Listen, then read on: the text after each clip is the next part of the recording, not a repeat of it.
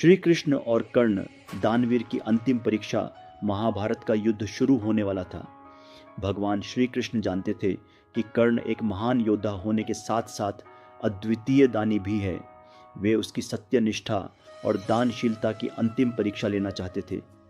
एक दिन भगवान श्री कृष्ण एक वृद्ध ब्राह्मण का रूप धारण करके घायल कर्ण के पास पहुंचे। युद्ध भूमि में कर्ण गंभीर रूप से घायल पड़ा था। ब्राह्मण ने कहा, हे वीर, मैंने सुना है कि तुम संसार के सबसे बड़े दानी हो। क्या आज भी मुझे कुछ दान दे सकते हो?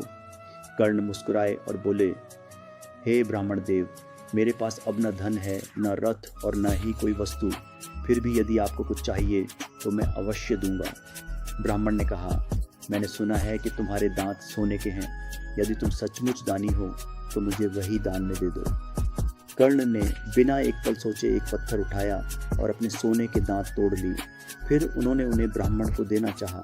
ब्राह्मण बोले, ये दांत रक्त से सने हुए हैं, मैं इन्हें ऐसे स्वीकार नहीं कर सकता। कर्ण ने अपने शरीर की अंतिम शक्ति जुटाई। उन्होंने धरती में बाण चलाया। बाण लगते ही धरती से निर्मल जल की धारा फूट पड़ी। उन्होंने उस जल से सोने के दांत धोए और दोनों हाथों से ब्राह्मण को अर्पित कर दिए। उसी क्षण वृद्ध ब्राह्मण का रूप समाप्त हो गया और वहां भगवान श्री कृष्ण अपने दिव्य स्वरूप में प्रकट हुए। श्री कृष्ण बोले, हे कर्ण, तुम्हारे समान दानी इस संसार में कोई नहीं। तुमने अपने अंतिम क्षणों में भी दान का धर्म नहीं छोड़ा। तुम्हारी कीर्ति युगों युगों तक अमर रहेगी। कर्ण ने हाथ जोड़कर भगवान श्री कृष्ण को प्रणाम किया। उनके चेहरे पर संतोष और शांति थी।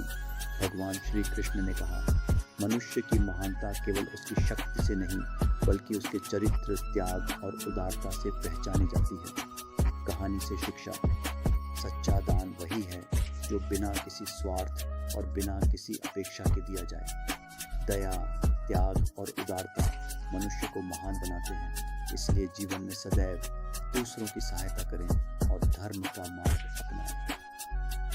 जय श्री कृष्ण।